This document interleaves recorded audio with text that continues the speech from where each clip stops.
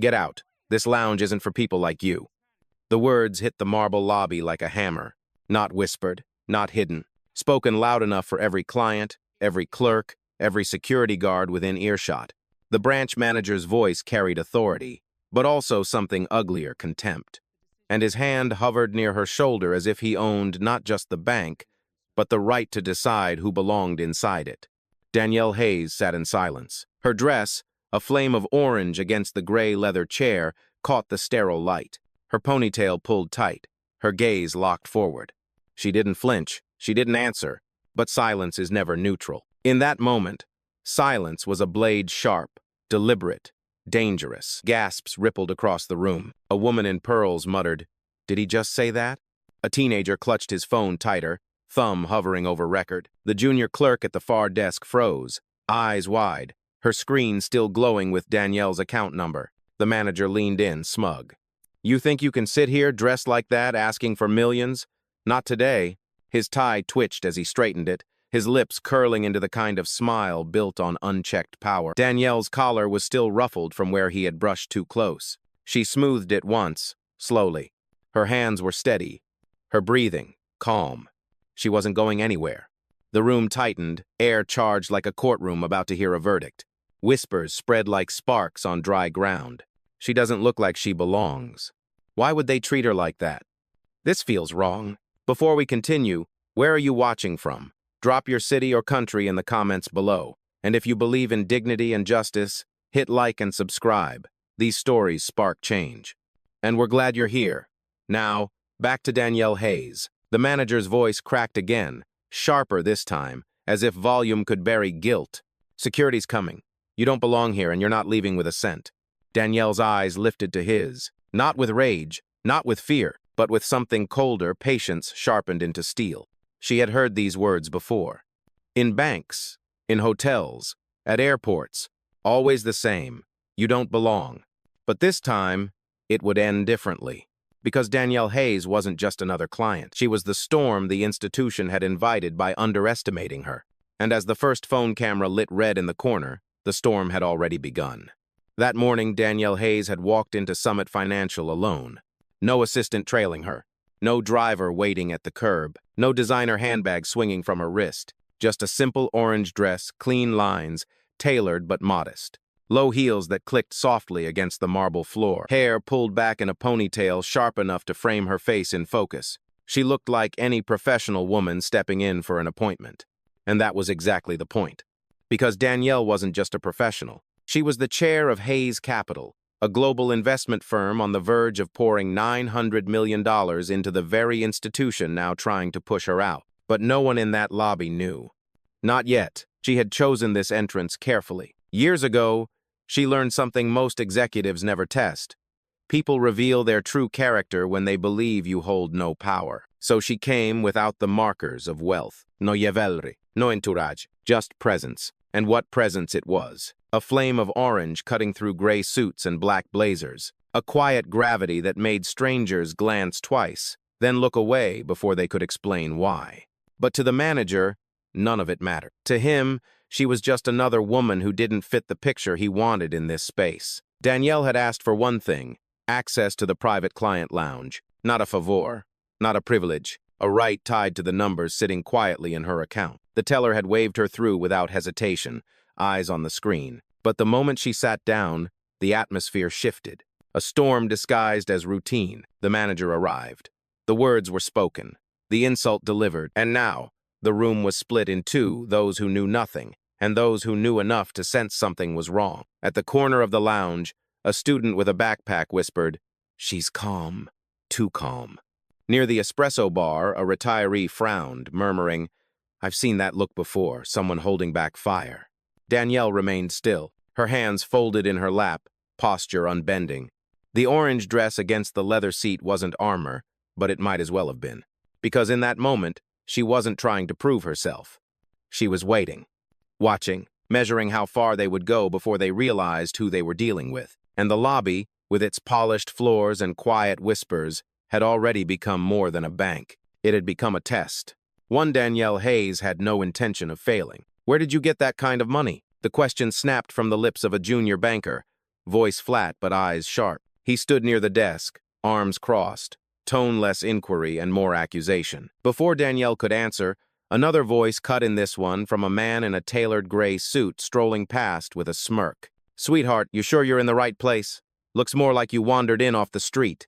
He let the words linger, laughing under his breath, as if humiliation were sport. The crowd shifted. A few chuckled nervously. Others looked away, unwilling to be seen agreeing or disagreeing. Danielle remained still, not a muscle twitched. She blinked once, slowly, as if to mark the insult and file it neatly away. At the far end, the junior banker pressed again.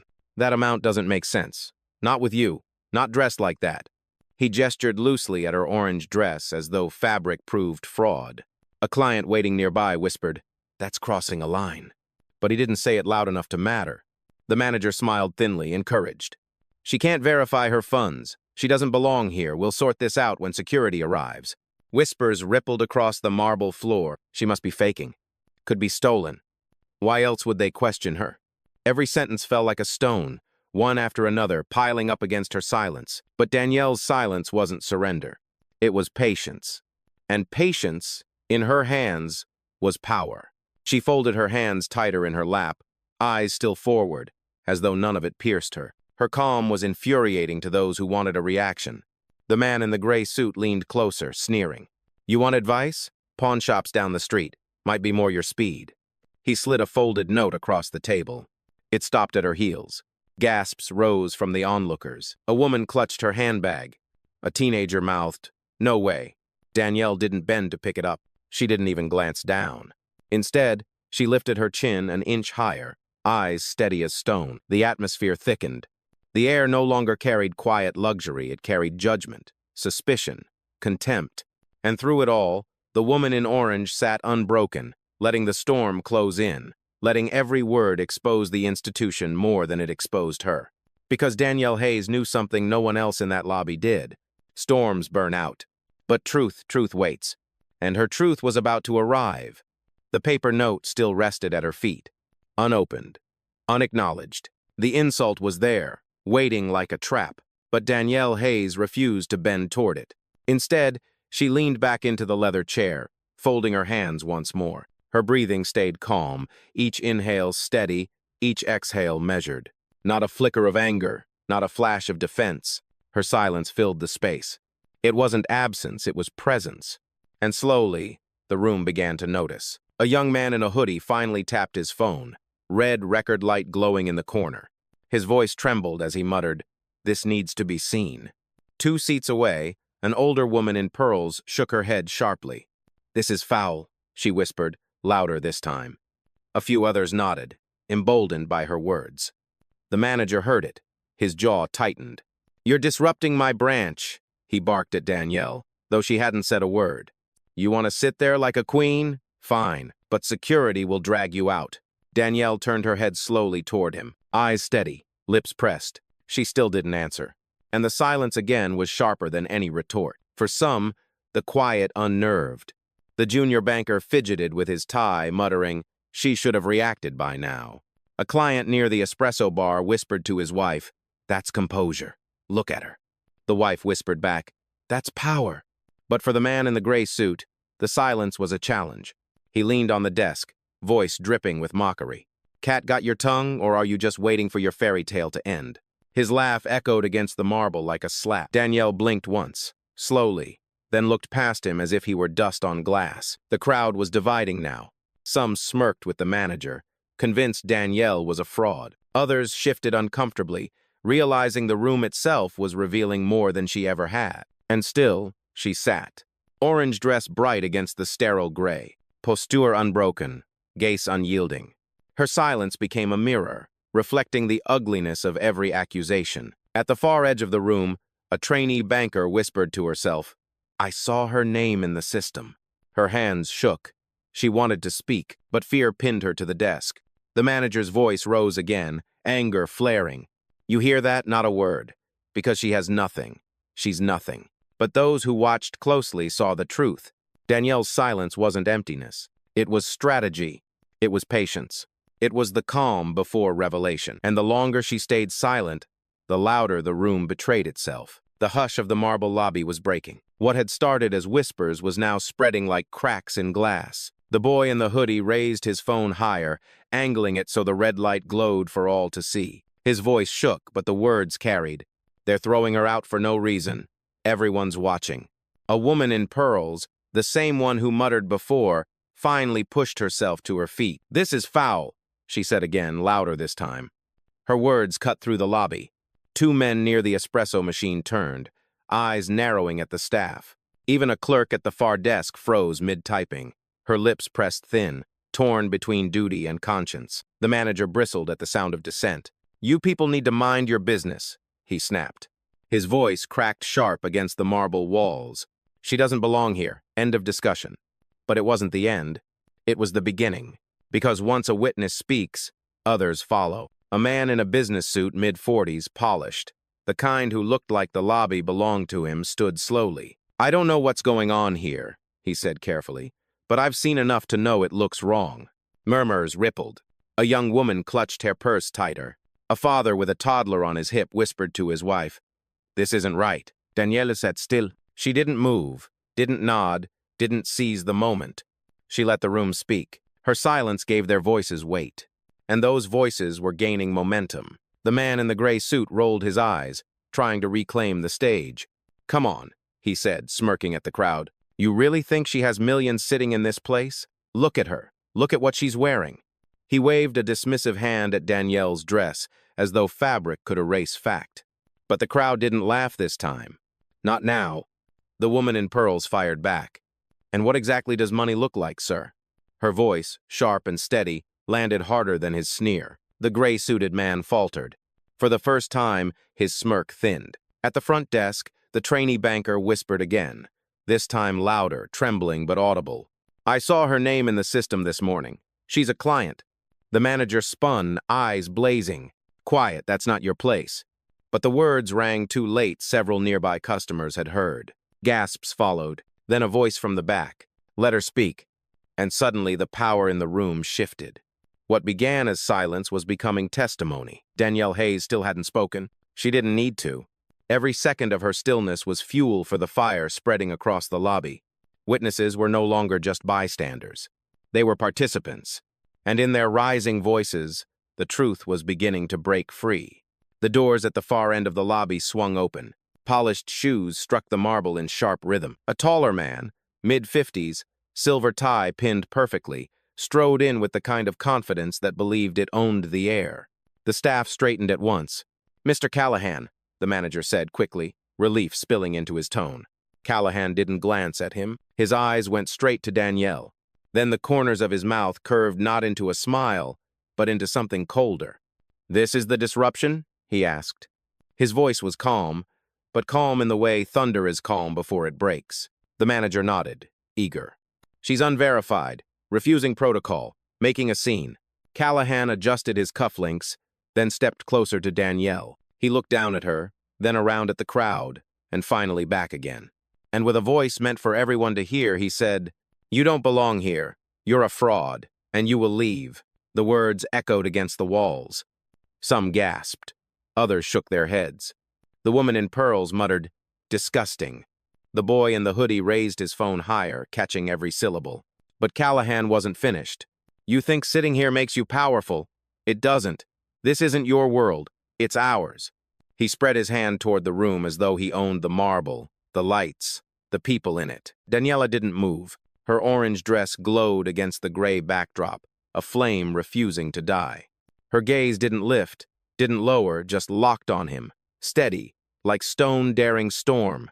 The silence tightened the room. Even the toddler in the corner stopped fussing, sensing the shift. Then the man in the gray suit saw his chance, siding with power. "Exactly," he sneered, nodding toward Callahan. "She's wasting everyone's time. Security should have dragged her out already." Callahan's lips curved again. "Don't worry, they will." He turned to the manager, voice snapping like glass. "Call them, now." The manager obeyed, lifting the desk phone with shaking hands. The ring of the line carried through the lobby like a countdown. But in the crowd, voices rose. "This isn't right," she shouted. "Why are they treating her like this?" A man in a navy blazer finally shouted, Enough! She hasn't done anything! We're all watching! The manager pressed the phone harder to his ear, ignoring the protest.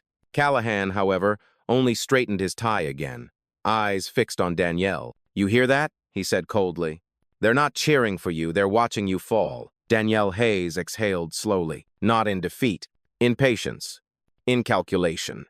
Because while Callahan thought he was tightening control, the truth was slipping. The crowd was no longer quiet, and the louder he pressed, the clearer the injustice became. And Danielle, still silent, still steady, let the pressure build.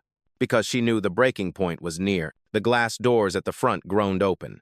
2 uniformed security guards entered, heavy boots thudding against marble, radios crackling on their belts. Every eye in the lobby turned. Callahan lifted his chin, authority rolling off him like smoke. "Remove her," he ordered. His voice didn't rise. It didn't need to. The taller guard stepped forward first, broad shoulders cutting a path through the crowd. He didn't ask questions.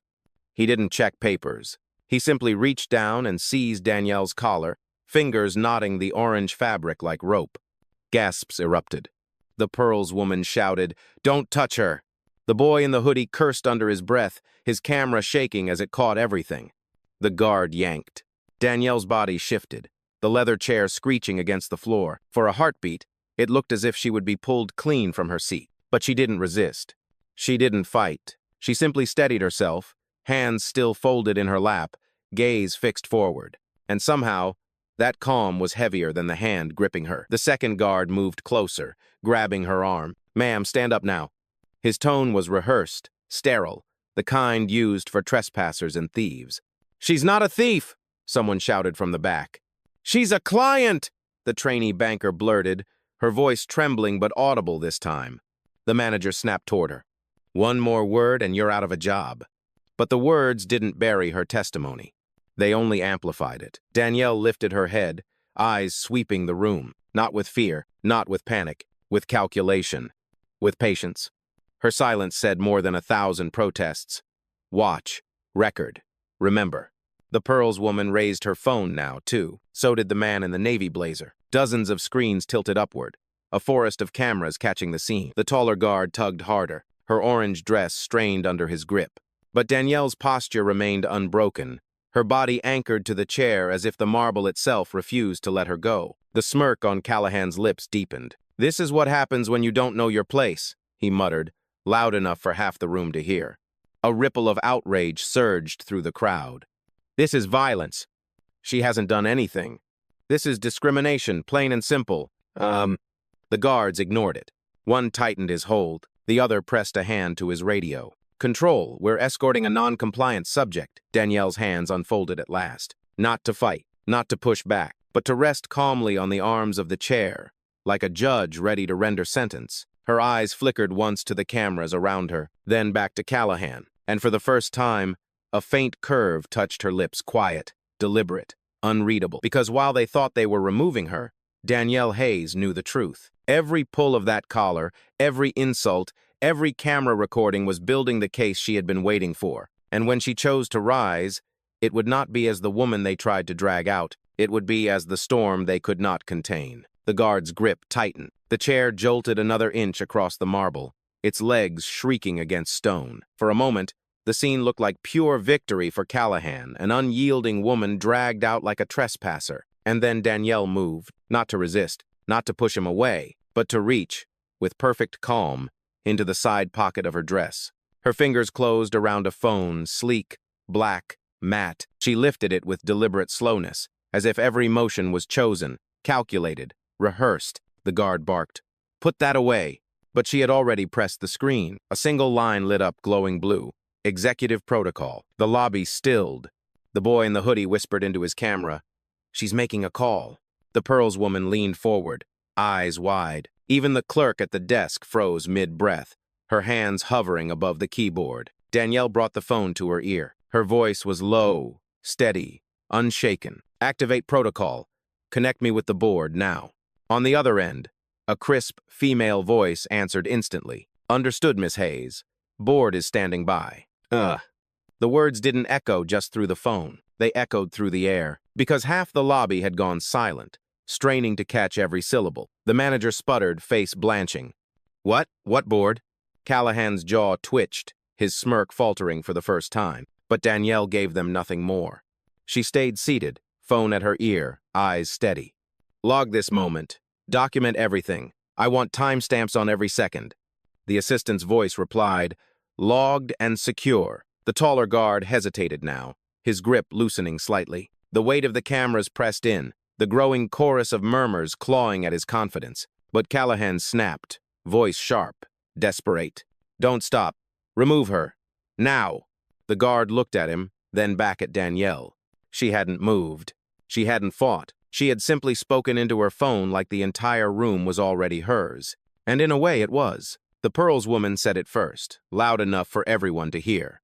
She's not bluffing. Her words broke the tension like glass underfoot. The boy in the hoodie added, this is real. I heard her say bored. Others murmured agreement. Every voice chipped away at Callahan's authority. Danielle lowered the phone, not ending the call, just resting it in her palm. Her eyes lifted, calm as stone. Her voice clear enough for the entire lobby.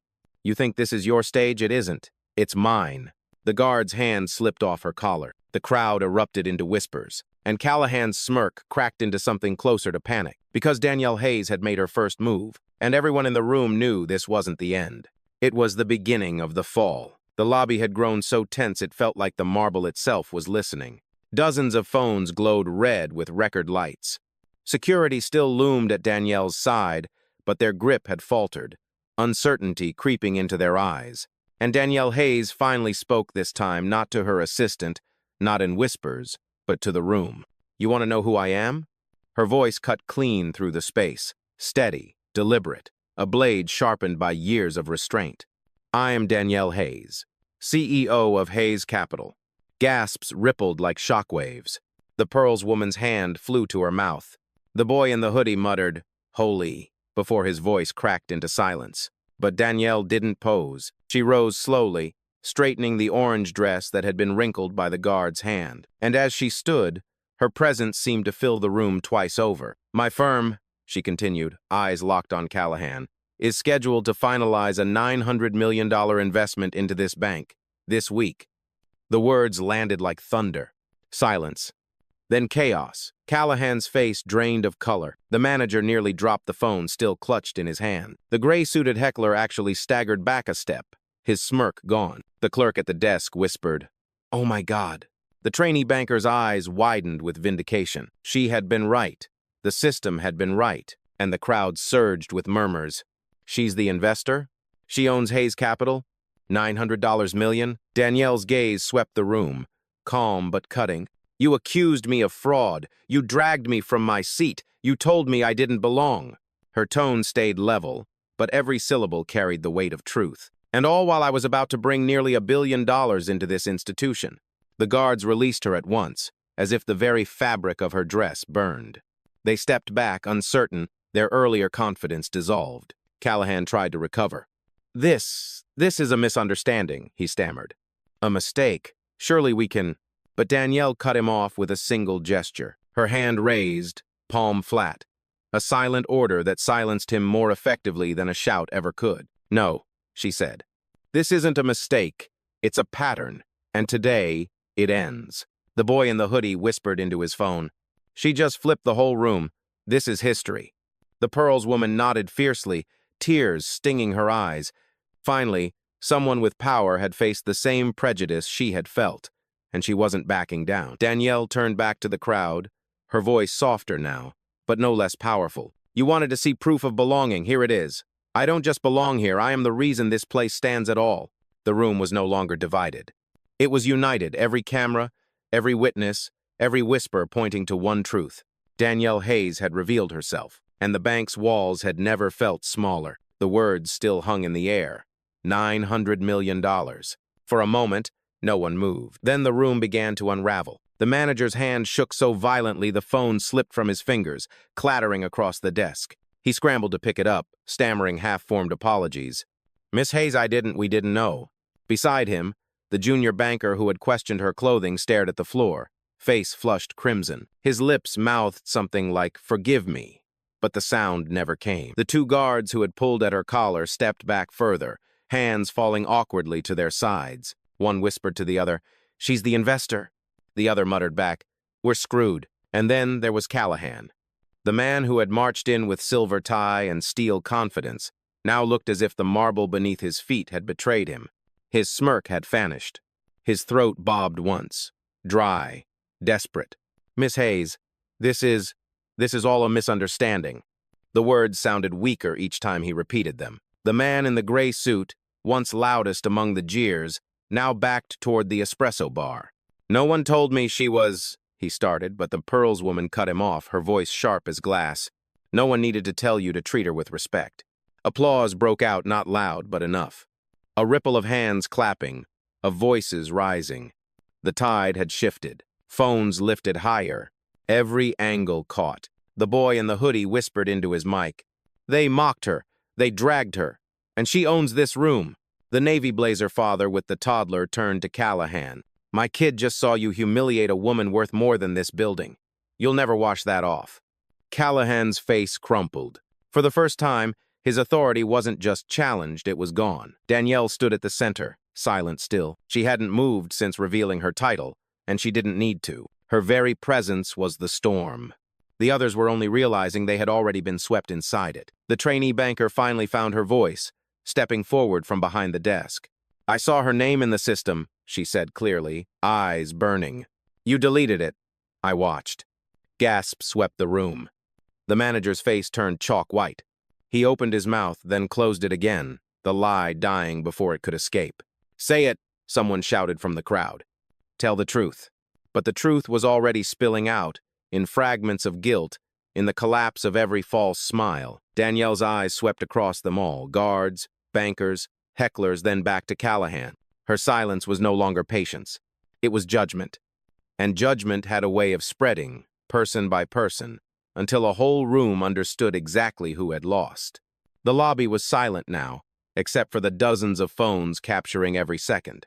Danielle Hayes lifted the phone still in her hand, pressed one button, and spoke with unshaken clarity. "Nia," she said evenly, "log this as formal misconduct. Effective, immediately suspend all individuals involved."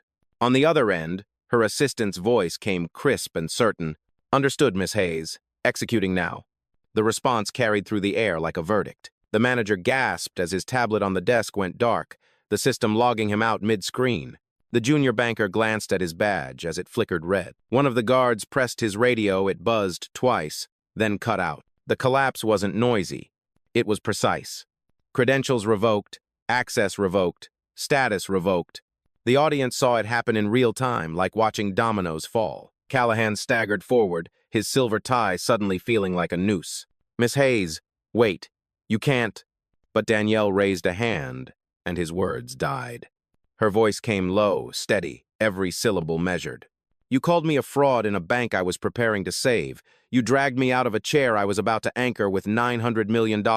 You told me I didn't belong." She stepped closer, her heels clicking like gavel strikes. "And now you don't belong." The Pearls woman began to clap. Then the boy in the hoodie. Then the Navy blazer father with the toddler. Applause spread like fire. Not wild, not chaotic steady, certain, undeniable. The gray-suited heckler tried to slip out toward the door. But whispers followed him. "There he goes. Caught on camera." Pathetic. Danielle didn't look at him. Her eyes stayed fixed on Callahan and the others who had mocked her. This institution was about to secure the largest investment in its history. But prejudice has a cost. And today, you've paid it in full. Callahan's face crumbled, pale and desperate. "Miss Hayes, please. This can be repaired." "No." She cut him off, her voice slicing clean through his plea. "It cannot." She lifted her phone once more. "Nia, freeze the transaction. Hayes Capital will reconsider its partnerships. Effective immediately, Summit Financial is suspended from our investment pipeline." Gasps thundered through the lobby. $900 million gone in a sentence. The crowd wasn't just watching anymore. They were witnessing justice. And justice, delivered quietly, landed heavier than any shout. The applause still echoed across the marble lobby, but Danielle Hayes didn't bask in it. She didn't bow, didn't smile, didn't ask for recognition. She simply stood there, calm as stone, her phone lowered at her side. The manager sagged against the desk, eyes hollow. The junior banker stared down at his badge, still blinking red. The guards had already stepped back, silent, their radios useless. And Callahan, once the tallest shadow in the room, looked smaller than anyone had ever seen him. The storm had broken, and it had left only wreckage in its path. Danielle turned slowly, scanning the room. Every camera pointed at her. Every eye followed. The Pearls woman clasped her hands, whispering, "Thank you." The boy in the hoodie whispered to his live stream, "This is what justice looks like." But Danielle said nothing. Not yet. She walked toward the glass doors, heels striking steady against the marble. Each step echoed like judgment. The crowd parted without a word, creating a path. No one dared stand in her way. At the threshold, she paused. For the first time since the ordeal began, she turned back. Her gaze swept across the bankers, the guards, the hecklers, and finally landed on Callahan. Her voice came quiet, but sharp enough to cut through every corner of the room. "I don't need a camera to prove what happened here. I am the evidence. And I am the result of your prejudice." The words fell heavy, not shouted, not repeated, just dropped like stone into still water, ripples spreading outward. The Pearls woman wiped at her eyes.